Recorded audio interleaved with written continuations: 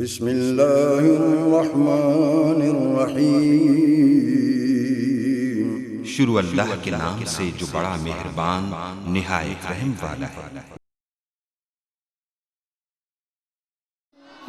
رب کو پیارے رب راضی ہے انہاں ان رب کو پیارے رب راضی ہے انہاں ایویں پیر چوم دے اسی اللہ والیاں دے ان رب کو پیارے رب راضی ہے ناتے ایویں پیر چوم دے اسی اللہ والیاں دے ان رب کو پیارے خالق دی کل خدائی انہاں دی بادشاہی خالق دی کل خدائی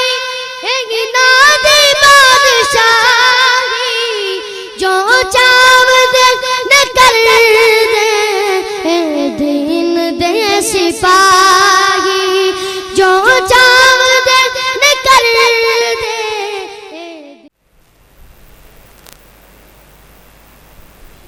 الحمدللہ نحمده ونستعینه ونستغفره ونؤمن به ونتوکل علیہ ونعوذ باللہ من شرور انفسنا ومن سیئات اعمالنا من یهده اللہ فلا مضل له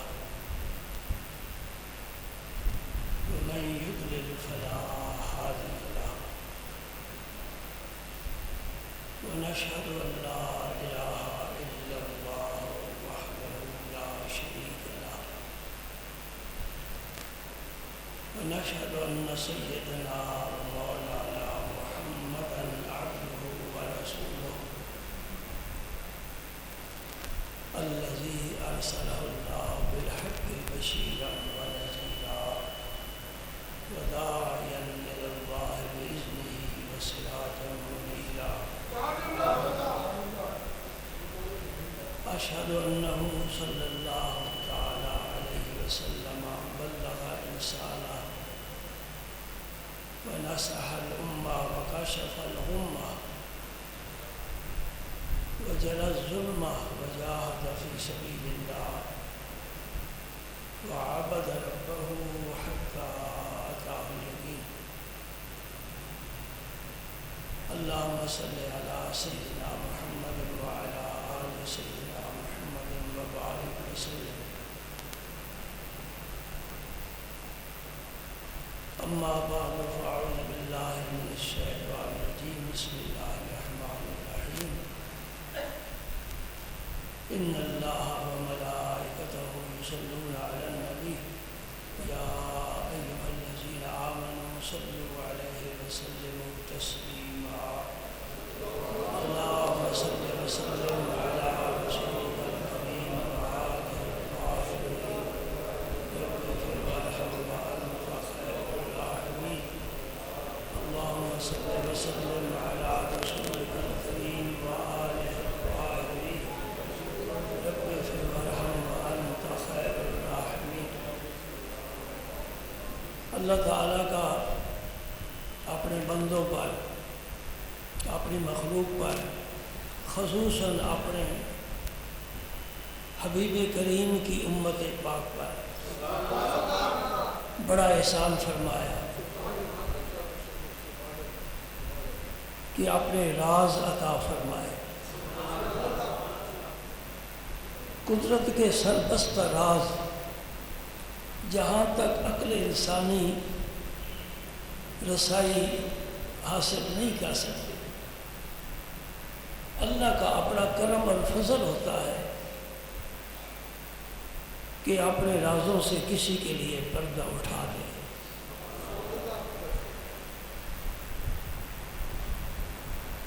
قرآن پاک بھی اللہ کا راز ہے۔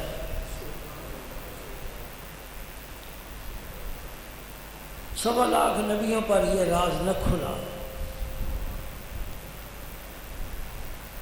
آخر زمان پیغمبر چونکہ اللہ کا حبیب ہے اور پھر آخری نبی ہے، تو رب نے یہ راز اپنے حبیب کو عطا فرمایا۔ پھر اس قرآن میں پھر راز ہے۔ سورہ بقرہ شروع کرتے ہو تو پڑھتے ہو الف لام میم، یہ بھی راز ہے۔ جتنے بھی ترجمے علماء نے کیے ہیں، آپ سارے ترجمے دیکھیں، الف لام میم کے نیچے کوئی ترجمہ نہیں ہے۔ ھذا سر بین اللہ و رسولہ، یہ اللہ اور اللہ کے رسول کے درمیان راز ہے۔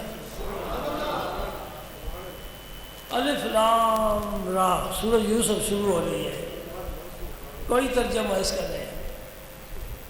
سورہ مریم شروع ہو رہی ہے، کاف ہا یا عین صاد، کسی کو نہیں پتا کہ اس میں کیا کچھ ہے۔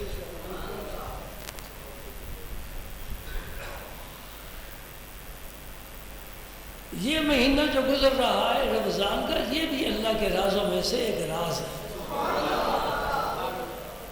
اور اس کا ایک ایک لمحہ راز ہے، اس کی ایک ایک رات راز ہے، اس کی سحری افطاری راز ہے، اس کا ہر جمعہ راز ہے۔ یہ بھی اللہ پاک نے اپنے نبی کریم صلی اللہ علیہ وسلم پر راز کھولے، اور پھر حضور نے اپنی امت کو بڑی ہی فراخ دلی کے ساتھ، سخاوت کے ساتھ اپنی امت کو ایک ایک راز بتایا ہے، چھپایا کچھ بھی نہیں ہے۔ سخی ہوتے ہی وہ ہے جو گھر کچھ نہ رکھے، سارا کچھ مسکینوں کے حوالے کر دے، وہ سخی ہوتا ہے۔ جو بچا کر رکھے وہ سخی نہیں ہے۔ اللہ کا نبی ایسا سخی ہے کہ قرآن خود گواہی دیتا ہے، وَمَا هُوَ عَلَى الْغَيْبِ بِضَنِينٍ، دنین بخیل کو کہتے ہیں۔ اللہ پاک فرماتا ہے میرا وہ نبی ہے جو غیب بتانے میں بخل نہیں کرتا، سخاوت سے غیب بتاتا ہے۔ اگر کسی کو شوق ہو کسی علم والے سے جا کر رابطہ کرے اور تفسیر خازن کی یہی عید ہے، اس کی تفسیر پڑھ کر عالم سے کہے مجھے سمجھاؤ، تجھ پر راز کھل جائے گا۔ اللہ فرماتا میں نے اپنے نبی کو بخیل نہیں بنایا، کنجوس نہیں بنایا، سخی بنایا ہے، کریم بنایا ہے، جواد بنایا ہے۔ یہ میرے خزانے لوٹاتا ہے، اس لیے کہ جو نہیں دیتا اسے ڈر ہوتا ہے کہیں میں محتاج نہ ہو جاؤں۔ اس کا سلسلہ ازل سے جاری ہے، ابد تک جاری رہے گا۔ یہ جتنا بھی لوٹائے میں اس سے زیادہ اسے عطا کروں گا، اور میں نے دنیا میں سے اپنا فیض بانٹنے کے لیے بھیجا ہے۔ میرے رازوں تک کوئی نہیں پہنچ سکتا، میں نے اپنے حبیب کو تمہارے اور اپنے درمیان واسطہ بنایا ہے، مجھ سے لے فیض، امت کو فیض عطا کرے۔ کبھی آپ نے غور کیا؟ اللہ اکبر، اللہ اکبر۔ میں 2-3 حدیثیں بیان کرنا چاہتا ہوں۔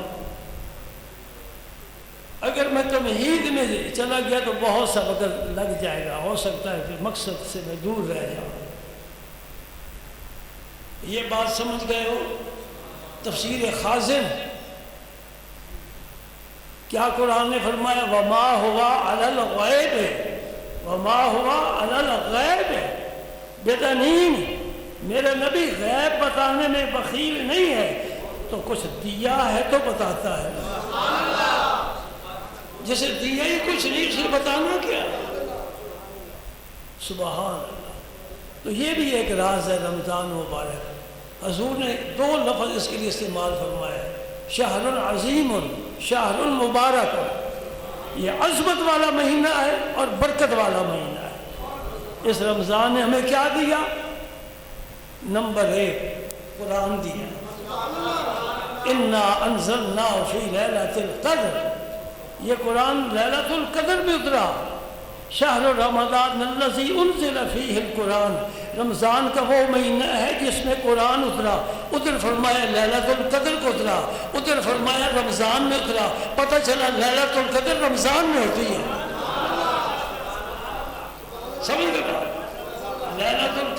رمضان میں ہوتی ہے. میرے آقا کریم 10 دن پہلے رمضان کے جو گزر چکے ہیں اعتکاف بیٹھے پورے 10 دن.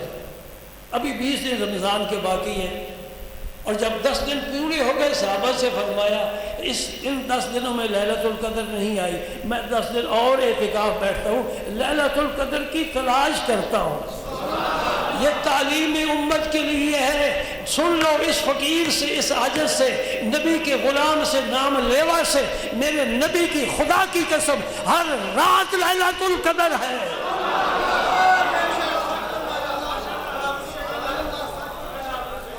ہر رات لیلۃ القدر ہے. وہ کیسے؟ میں جذبات میں نہیں بات کر رہا, میں دلیل کے ساتھ بات کر رہا ہوں. حضور نے صوم وصال رکھے. صوم وصال کیا ہوتے ہیں؟ صبح روزہ رکھا, شام کی افطار نہیں کیا, کل کے صبح کو سحری نہیں کھائی, دوسرا روزہ ساتھ میں لا لیا, پھر شام آ گئی. اگر شام کی افطار کر لیے تو 2 دنوں کا صوم وصال ہے. اگر افطار نہیں کیا تو پھر تیسرا روزہ ساتھ ملا لیا. اس کو کیا کہتے ہیں؟ صوم وصال. وصال کا معنی ملانا, روزوں کو ملا دینا. اس میں سحری بھی نہیں, افطاری بھی نہیں. صحابہ کرام نے بھی حضور کو دیکھا, انہوں نے بھی صوم وصال رکھنے شروع کر دیے. روزے کو روزے سے ملا دیا. نہ سحری ہے نہ افطاری ہے. بڑے جوان تھے, کھاتے کھجور تھے, بڑے بڑے قلعے فتح کرتے تھے. ہم سموسے پکوڑے کھا کھا کر اٹھنے کے قابل ہی نہیں ہے. حضور کی 2 کھجوریں 1 پانی کا پیالہ افطاری, 2 کھجوریں 1 پیالہ پانی کا سحر. بس 2 کھجوروں پر کوئی روزہ رکھ کر مجھے دکھائے تو صحیح. یہ میرے نبی کی ہمت ہے. کیوں ہمت ہے؟ ایک مسئلہ سن لو پھر میں آگے چلتا ہوں. شاخیں نکلتی ہیں نا. طریقت کا مسئلہ, طریقت کا مسئلہ. کبھی جسم روح پر غالب آ جاتا ہے, جس طرح ہمارا جسم ہماری روح پر غالب ہے. ہم کھانے پینے کے محتاج ہیں. یہاں سے کھا کر اٹھے, وہاں بیٹھ گئے, وہاں کھایا, وہاں سے اٹھے دوسرے دوست کے پاس گئے, دسترخوان بچھ گیا, وہاں کھایا. سارا دن کھاتے کھاتے ہی رہے, بھوک نہیں مٹی, یہ دوزخ نہیں بھرا, آگ ٹھنڈی نہیں ہوئی, کھاتے کھاتے پورا دن گزر گیا. جسم روح پر غالب ہے, جسمانی تقاضے ہیں, جسمانی اور مادی غذا ہے, اس کے بغیر ہم زندہ نہیں رہ سکتے. اور اگر اللہ کرم فرمائے اور جسم پر روح غالب آ جائے, آئی سمجھ بات, جسم پر روح غالب آ جائے, روح کی غذا ذکر الہی ہے, روح کی غذا سجدے ہیں, روح کی غذا تلاوت قرآن ہے, روح کی غذا صدقہ و خیرات ہے. جب روح غالب آ جاتا ہے جسم کے تقاضے ختم ہو جاتے ہیں, نہ بھوک لگتی ہے نہ پیاس لگتی ہے. ہاں اگر سجدہ نہ کرے تو روح بے چین ہو جاتی ہے, تلاوت نہ کرے روح پریشان ہو جاتی ہے. وہ پھر تلاوت سے کبھی ان کی طبیعت سیر نہیں. جو اس مقام پر پہنچتا ہے اسے پھر مادی غذا کی ضرورت رہتی ہی نہیں. یہ بات ذہن میں رکھو. اب میں آگے بات کرتا ہوں. صحابہ نے بھی روزے رکھنے شروع کر دیے اور ہو گئے کمزور, رنگ ہو گئے زرد, اٹھنا بیٹھنا مشکل, رفتار میں گفتار میں ذوق آ گیا. حضور نے فرمایا کیا بات ہے, تمہارے چہرے بدلتے جا رہے ہیں, رنگ بدلتا جا رہا ہے, کمزور ہوتے جا رہے ہو. یا رسول اللہ ہم نے آپ کو دیکھا ہے آپ صوم وصال رکھتے ہیں, ہم بھی صوم وصال رکھ رہے ہیں. کوئی صحابہ نے کام صحیح کیا کہ غلط کیا؟ صحابی غلط نہیں کام کر سکتے. میں پھر ایک اور مسئلہ تمہارے حوالے کرنا چاہتا ہوں, بڑا اعلیٰ مسئلہ.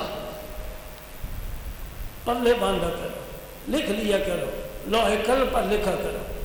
صحابی اکیلا ہو, خواہ ابو بکر صدیق ہو, خواہ علی المرتضیٰ ہو, خواہ بلال ہو, خواہ شہیب ہو, خواہ سلمان فارسی ہو, اکیلا صحابی ہو وہ معصوم نہیں, وہ محفوظ ہے. بات سمجھ گئے؟ صحابی اکیلا ہو معصوم نہیں, محفوظ ہے. سارے صحابی جمع ہو کر فیصلہ کرے سب معصوم ہیں, وہ خطا نہیں کریں گے. یہی وجہ ہے ابو بکر صدیق کی خلافت پر سب صحابہ جمع ہو گئے. یہ معصومین کا فتویٰ ہے, اس لیے جو صدیق کی خلافت کو نہ مانے وہ دار اسلام سے خارج ہے. بات سمجھ. اور نماز تراویح بھی 20 رکعت اسی کے قبیلے سے ہے. اب عمر فاروق کے زمانے میں جو صحابہ تھے سارے کے سارے متفق ہو گئے جو فیصلہ حضرت فاروق اعظم نے فرمایا بالکل صحیح ہے. یہ ہے اس کو کیا کہتے ہیں اجماع. سارے جمع ہو گئے مسئلے پر. تو سب صحابہ جمع ہو جائیں اور پھر کوئی فیصلہ کریں تو سب معصوم ہوتے ہیں. اکیلا ہو تو محفوظ ہوتا ہے. یہ مسئلہ آپ نے آج پہلی دفعہ سنا ہے. اور اپنے محلے کے بے شک مولوی صاحب کو بھی امتحان لے لینا. میں ان کو کہتا ہوں صبح نماز پڑھ کر زور تک تم فارغ ہو جاتے ہو, آ جایا کرو, حدیث پاک سن لیا کرو, فقہ کے مسائل سن لیا کرو. اللہ اکبر. تو نبی پاک صلی اللہ علیہ وسلم نے جب دیکھا کہ صحابہ کرام تو کمزور ہوتے جا رہے ہیں, فرمایا کیا ہے جی ہم بھی 100 میں بھی سار رکھ رہے ہیں. کیوں جی آپ نے رکھے ہم بھی رکھ رہے ہیں. فیصلہ تو صحیح تھا لیکن پیغمبر نے اب پردہ اٹھایا. فرمایا ایکم مثلی, اے ابو بکر, اے عمر, عثمان, علی, طلحہ, زبیر, سعد, سعید, عبد الرحمن بن عوف, عبداللہ بن رواحہ, سارے صحابہ شان والے ہو. تم مجھے بتاؤ تم میں سے کون میری مثل ہے؟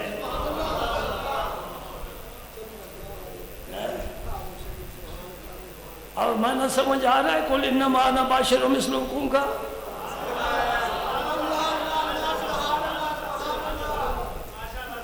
اللہ اللہ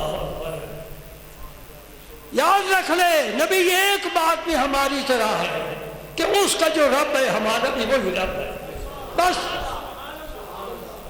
یہ مثلی کا مطلب انما انا بشر مثلکم کا کیا مطلب ہے؟ میں تمہاری طرح ہوں. یعنی تم بھی آدم کی اولاد میں سے ہو, میں بھی آدم کے اولاد میں سے ہوں, لیکن تمہارا رب بھی وہی ہے جو میرا رب ہے. لیکن جس طرح میرا ہے اس طرح تمہارا نہیں ہے. آئی نہ سمجھ بات. فرمایا ایکم مثلی, کون ہے تم میں میری مثال؟ ایک صحابی بھی نہیں کہہ رہا یا رسول اللہ آپ بھی تو آدم کی اولاد میں سے, ہم بھی آدم کی اولاد میں سے, آپ ہماری طرح ہیں ہم تمہاری طرح. پھر آپ نے کیا فرمایا؟ ابھی تو عند ربی یطعمنی و یسقینی, میری ہر رات میرے رب کے پاس گزرتی ہے, وہی کھلاتا ہے وہی پلاتا ہے. اگر یہ وہ حدیث نہ ہو سیاست کی تو میں ذمہ دار ہوں. اگر حدیث ہے اپنا عقیدہ درست کر لے. میرا تیرا کھانا پینا اور ہے, نبی کا کھانا پینا کچھ اور ہے. ہمیں یا اماں نے پکا کر دیا پراٹھا, یا بیوی نے پکا کر دیا, یا ہم نے خود ہی پکا لیا. ایسے مقام بھی تو آتے ہیں نا. بس اللہ کے رسول نہیں فرماتے میں عائشہ صدیقہ کھانا کھلاتی ہے, حفصہ کھلاتی ہے, زینب کھلاتی ہے, ام سلمہ کھلاتی ہے. فرمایا ابھی تو عند ربی, میں اپنے رب کے پاس رات گزارتا ہوں. یطعمنی و یسقینی, وہی کھلاتا ہے وہی پلاتا ہے. اس مقام کو کوئی کیا سمجھے, اس مرتبے کو کوئی کیا سمجھے. نبی کریم صلی اللہ علیہ وسلم نے ایک تو ہمیں کیا دیا رمضان میں, بولو نا, رمضان میں قرآن دیا. اللہ کے نبی نے ہمیں رمضان دیا, اللہ نے نبی کو دیا. جو جس کا مرتبہ ہے اس پر رکھو. اللہ نے اپنے نبی کو رمضان دیا, نبی نے ہمیں رمضان دیا, رمضان نے ہمیں قرآن دیا. رمضان نے ہمیں قرآن دیا, بہت بڑی نعمت. کسی نبی کے حصے میں یہ قرآن نہیں آیا, اور قرآن جیسی کتاب کائنات میں ہے ہی نہیں. یہ کلام الہی ہے. تورات کلام الہی نہیں, زبور کلام الہی نہیں, انجیل کلام الہی نہیں. وہ کتابیں آسمانی کی ہیں, اللہ کی بھیجی ہیں, ان میں ہدایت بھی ہے, نور بھی ہے. لیکن قرآن کلام الہی ہے. رب نے کلام فرما کر جبریل کو بھیجا, جاؤ میرے نبی کو یہ کلام سنا کر آؤ. فرق ہے اللہ اللہ. بھائی کچھ باتیں غم کی ہوتی ہیں, کچھ خوشی کی ہوتی ہیں. میری بات سنو.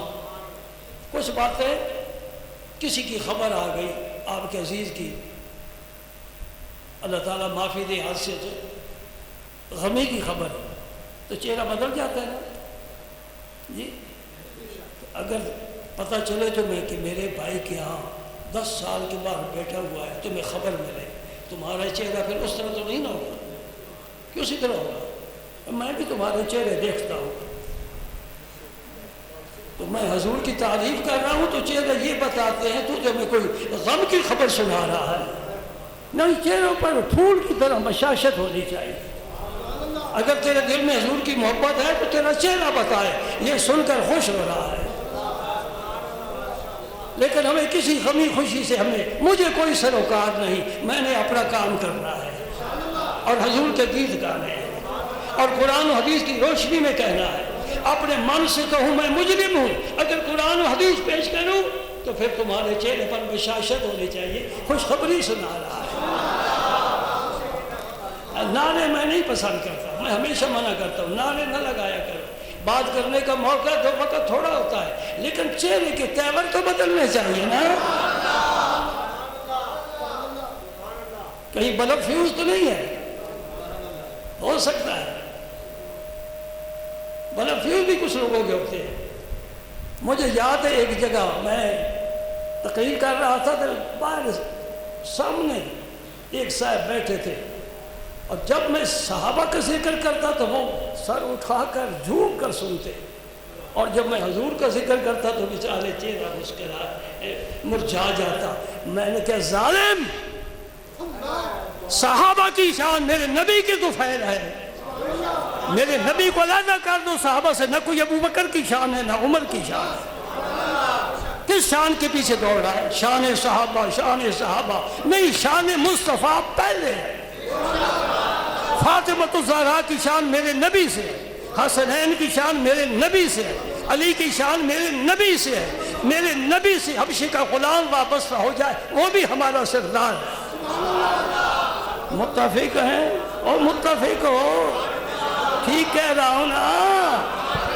اور جس نے میرے نبی کو دیکھا نہیں، زندگی بھر نہیں دیکھا، دور رہا، یمن میں رہا، کرن میں رہا، آ سکتا تھا آیا نہیں، نبی نے اسے بھی انعام دیا، وہ بھی ہمارا سردار ہے. تو ہمارے مزاج کو نہیں سمجھا، سمجھ جاتا یہ دین ہے. نماز روزے کا نام دین نہیں ہے. ایک آدمی کلمہ پڑھتا ہے، ساری زندگی نماز نہیں پڑھی، دوزخ میں جائے گا کہ جنت میں جائے گا؟ کلمہ اسے کھینچ کر جنت میں لے جائے گا. یہ آواز جنت کی ہے. اسے ہم کافر نہیں کہیں گے جب تک وہ نماز کا انکار نہ کرے کہ فرض نہیں ہے، کافر ہو گیا. جب تک اقرار کرتا ہے نماز فرض ہے، بس میری کوتاہی ہے، وہ مومن ہے، وہ مومن ہے. اللہ تعالیٰ اپنے کرم سے اسے بخش دے گا. مولوی تو وہاں ڈنڈا لے کر جنت کے دروازے پر نہیں نہ کھڑے ہوں گے کہ اس کو ہم نے جانے نہیں دیتا، ہماری مسیحیں نہیں آتا تھا. اللہ کے فیصلے آپ بڑے ہیں. یہ قانون کی ہم بات کرتے ہیں. قانون قانون ہے، کرم کرم ہے. بات سمجھو، قانون قانون ہے، کرم کرم کی بات بھی سن لو. یہ باتیں کرنے کے لیے بیٹھے ہیں. میرے پاک پیغمبر نے بنی اسرائیل کی ایک عورت کا ذکر فرمایا جو فحاشہ تھی، بدمعاش تھی، بد کردار تھی، جسم فروش تھی. فرمایا وہ جنگل میں جا رہی تھی کہ اس نے دیکھا ہے کنواں ہے، اس کنویں کے کنارے کتا بیٹھا ہے پیاسا، زبان اس کی نکلی ہوئی ہے اور ہانپ رہا ہے گرمی کی وجہ سے. انہوں نے کہا ڈور رسی تو ہے نہیں، میں اس کو پانی کیسے پلاؤں؟ انہیں دوپٹہ اتارا، اس کو رسی بنائی، موزہ اتارا، اس کو ڈول بنایا، رسی کے ساتھ دوپٹے کے ساتھ موزہ کنویں میں ڈالا، وہ بھر گیا اور اسے کتے کے منہ میں ڈالا. 2-4 دفعہ ایسا کیا، کتا اس کی پیاس بجھ گئی، وہ جاتا رہا. میرے پاک پیغمبر نے فرمایا، عرش والے نے کہا فرشتوں گواہ رہو، میں نے اس بدکارہ کو بخش دیا. میں نے اس بدکارہ کو بخش، اس نے میری مخلوق پر رحم کیا ہے، میری مخلوق پر رحم کیا ہے. کتا کتا ہے، خنزیر خنزیر ہے، میری مخلوق ہے، میں رزق دیتا ہوں. کتے کو اس لیے میں نہیں بھوکا لگتا کہ یہ کتا ہے، نہیں، میں نے پیدا کیا ہے، میں جانتا ہوں، اس لیے اس کو ضرور دوں گا۔ سمجھ گئے بات؟ پھر مجھے بڑا موقع مل گیا، اجازت دو تو میں ایک بات کر لوں۔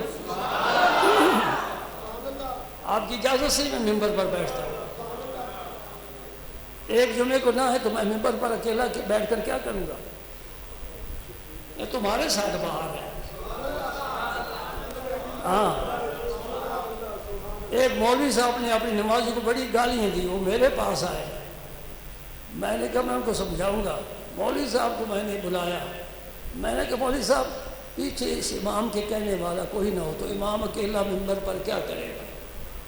یہ تمہاری امامت ہے، مقتدیوں کے ساتھ ہے، پیچھے ہے تو امام ہے، نہیں ہے تو نہیں ہے، ذرا ہاتھ ہولا رکھو۔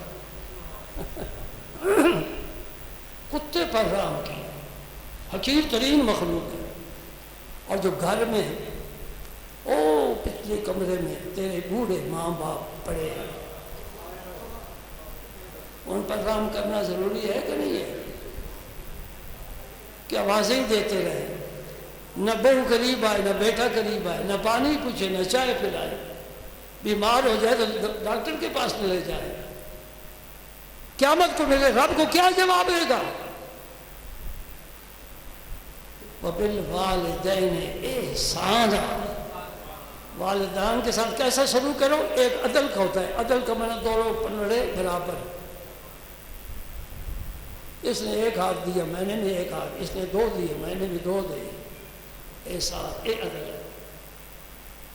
تو والدین کے ساتھ عدل کا حکم نہیں کہ جیسا وہ سلوک کرے ایسا کرو، نہیں، والدین کے ساتھ احسان کا حکم ہے۔ وہ تمہارے جیسا بھی سلوک کرو تم پر فرض ہے۔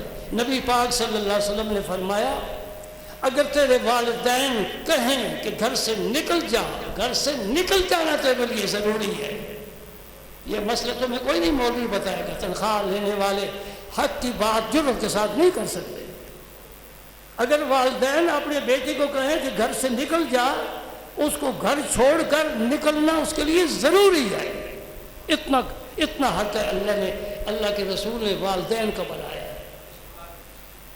چلو یہ موضوع نہیں ہے، قرآن ملا، رمضان میں قرآن دیا، لیلۃ القدر دی، ایسی رات، ساری راتیں تاریخ، یہ رات روشن ہے۔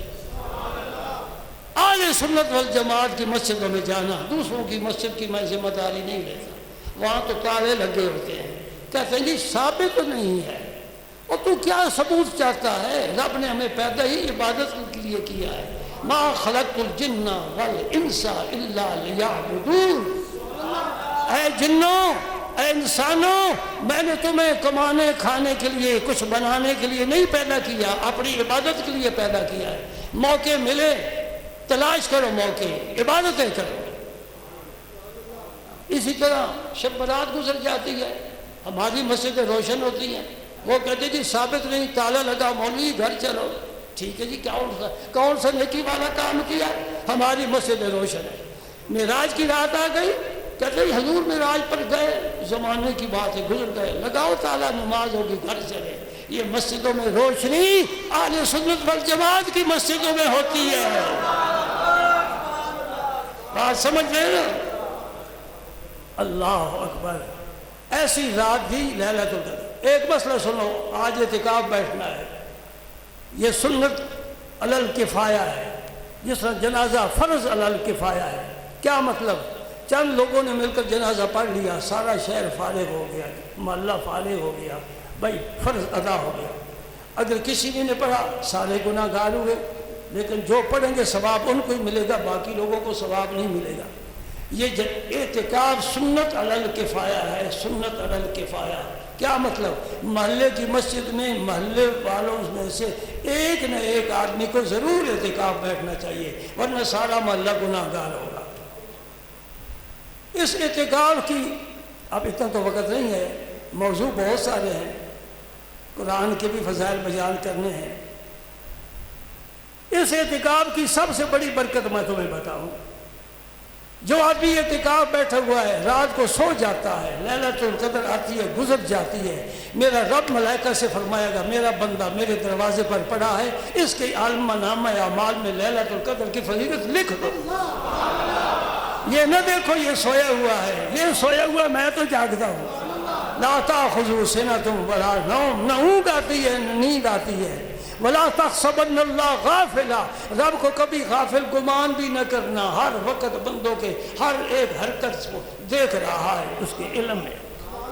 تو اعتکاف بیٹھنے کی اس لیے میں سارے سامعین سے عرض کر رہا ہوں، اگر اس سال تیاری نہیں کر سکے اللہ تعالیٰ آپ کو آپ کی عمر میں برکت عطا فرمائے، لمبی عمر ہو، نیک اعمال کے ساتھ، اولاد فرما بردار ہو، والدین راضی اور خوش ہوں، دعائیں دینے والے ہوں، جنت سمجھ لیں یہی جنت ہے، بیوی بھی تعاون کرے یہی جنت ہے۔ بندے کی عمر دراز ہو اور اچھے اعمال کرنے کے لیے ملے، اولاد فرما بردار ہو، بے نماز نہ ہو، قرآن کی تلاوت کرنے والے ہوں، خدمت کرنے والے ہوں، والدین راضی ہوں، تیرے ہر قدم پر ان کی دعا تیرے شامل حال ہو، خدا کی قسم بڑی نعمت ہے۔ خاص طور پر ماں، یہ تو رب کا وہ تحفہ ہے جس کی مثال نظیر دنیا میں نہیں ملتی، یہ کبھی ناراض ہوتی ہی نہیں ہے، ناراض ہو پھر بھی اپنے بچے کو جاتے دیکھ کر پیچھے دعائیں ساتھ کر لیتی ہے۔ ہائے ہائے،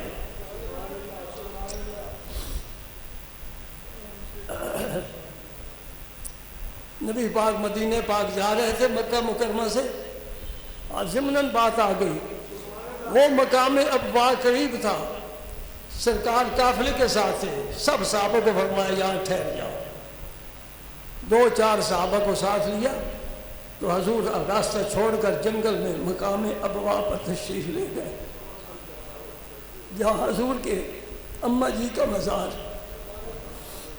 روایت میں آتا ہے سرکار اتنا روئے کہ صحابہ کو بھی رلا دیا۔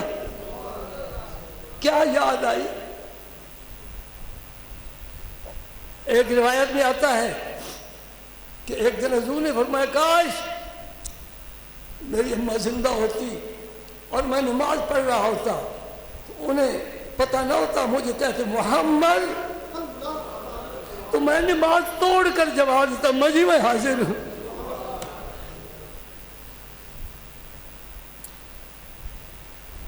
کتنی مائیں گھروں میں ذلیل ہو رہی ہیں، کوئی پوچھنے والا نہیں ہے۔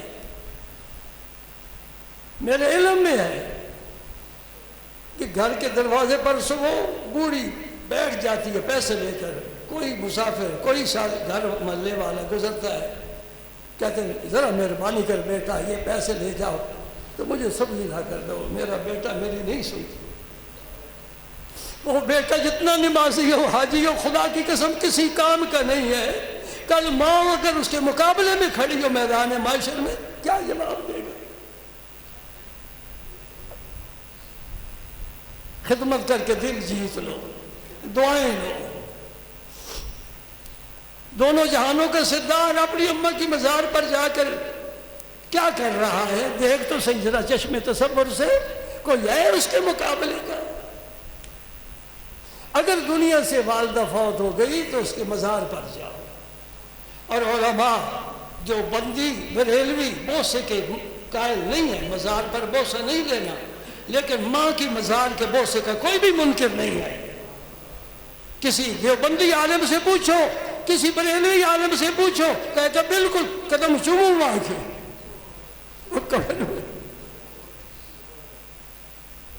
ماں کے قدم مزار نہیں چوم رہا، تو جنت کے دروازے کی دہلیز چوم رہا ہے۔ میرے پاک پیغمبر نے فرمایا ماں کے قدموں کے نیچے جنت ہے، ماں کے قدموں کے نیچے نہیں فرمایا مسجد میں جنت ہے، ماں کے قدموں کے نیچے جنت ہے۔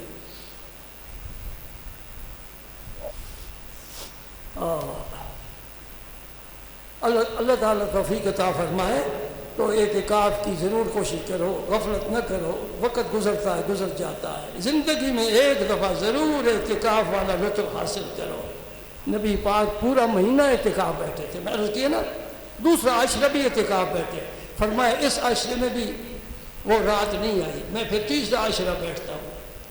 تیسرا عشرہ آیا، 23 رات تھی، وہ لیلۃ القدر کی رات تھی، اور رات کو بارش ہو گئی۔ مسجد نبی کا چھت کیا تھا؟ کھجور کی ٹہنیاں ڈال کر، یہ پائی بھی نہیں ہوئی، 1 گھنٹہ بارش برستی ہے، پورا دن چھت ٹپکتی۔ نبی کے اور فرش کچا مٹی والا، پانی گرے تو پھر کیچڑ بنتا ہی ہے۔ صحابی کہتے ہیں صبح کی سرکار نے جب نماز پڑھائی اور فارغ ہوئے، میں نے آپ کی پیشانی مبارک پر، چہرے پر، ہاتھوں پر، کپڑوں پر وہی گیلی مٹی لگی ہوئی دیکھی ہے۔ قربان جاؤں، قربان جاؤں۔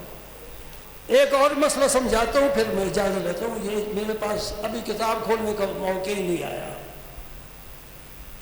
اللہ اللہ، چلو وہ مسئلہ پھر بتاؤں گا، یہ حدیث سن لو اللہ کے حوالے۔ سرکار دو عالم صلی اللہ علیہ وسلم کی حدیث حضرت ابو ہریرہ روایت فرماتے ہیں،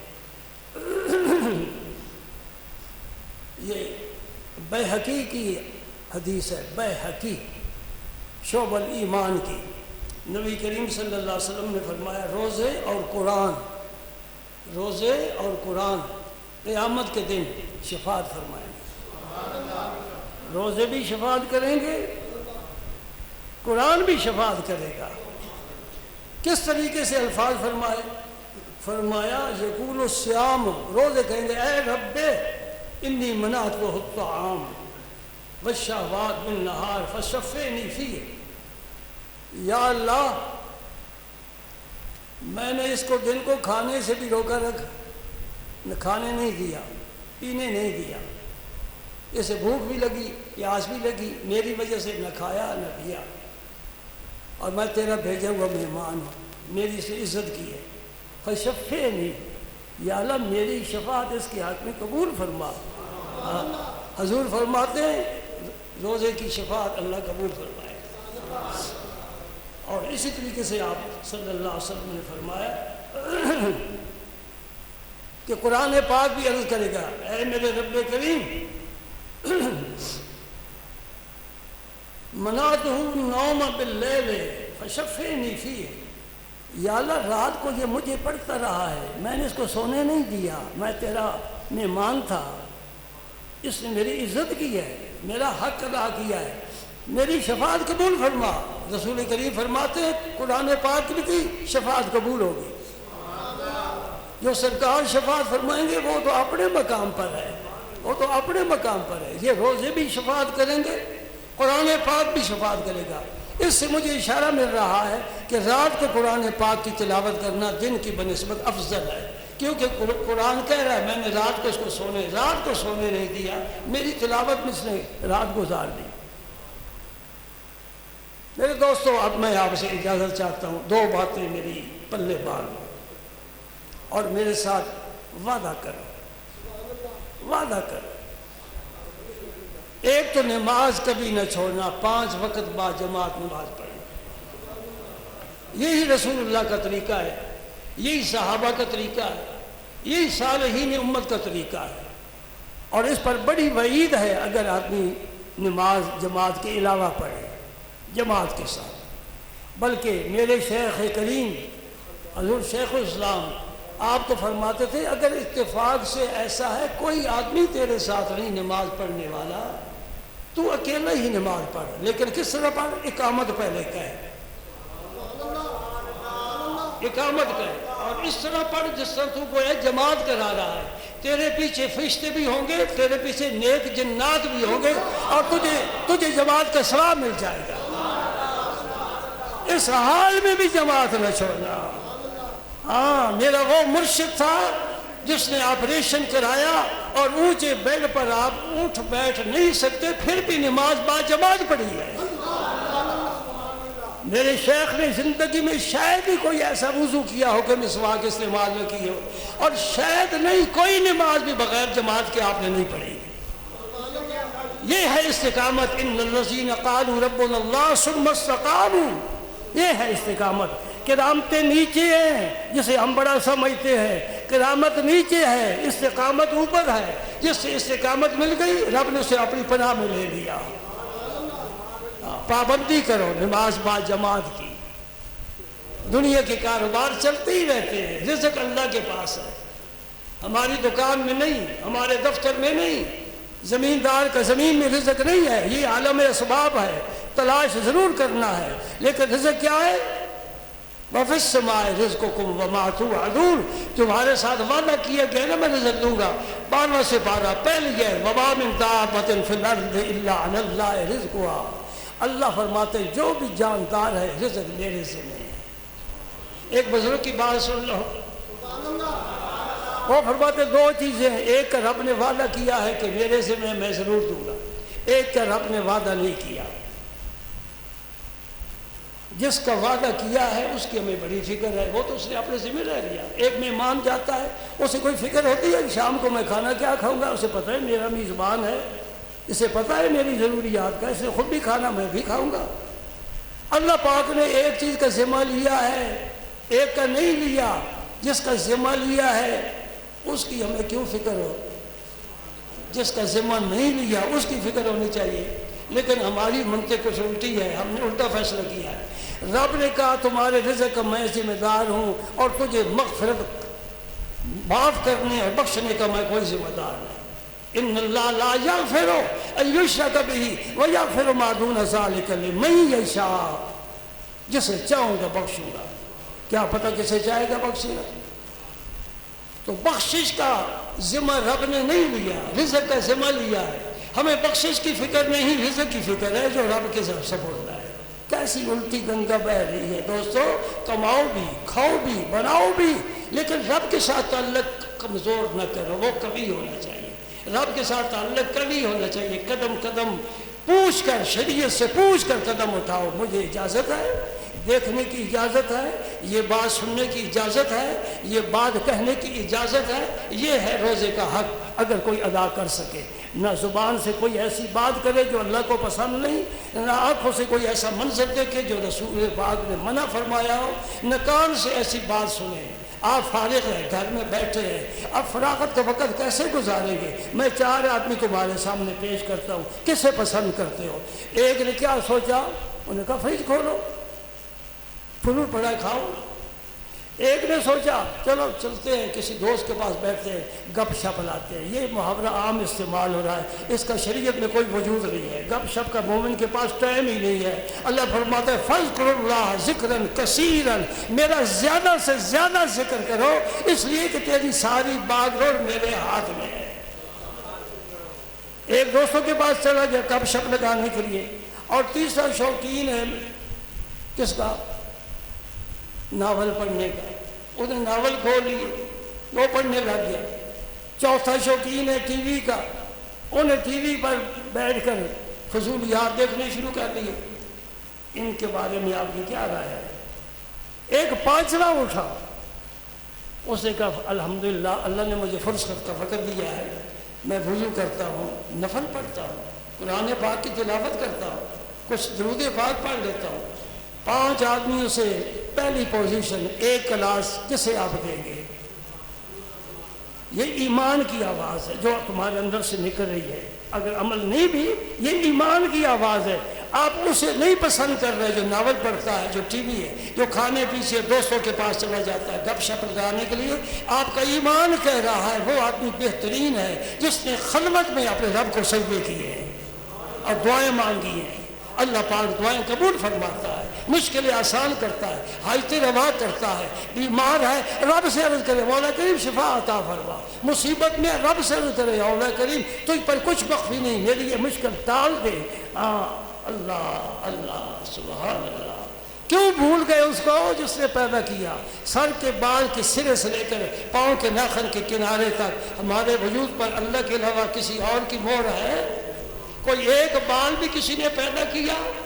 کوئی گھاس کا ایک تنکا بھی زمین سے پیدا کر سکتا ہے؟ نہیں۔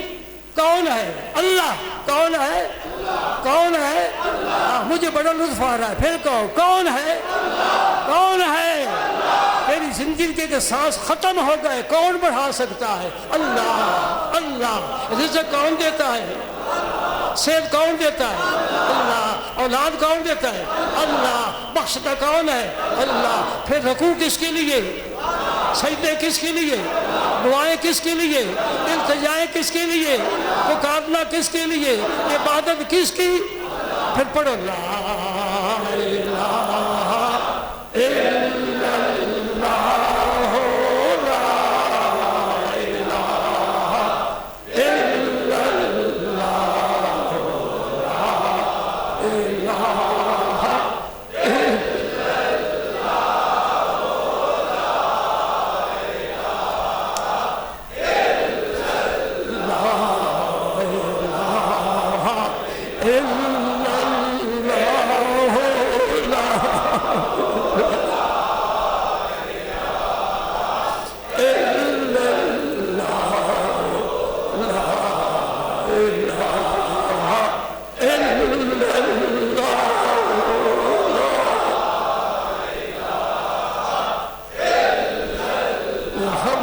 رسول اللہ صلی اللہ علیہ وسلم.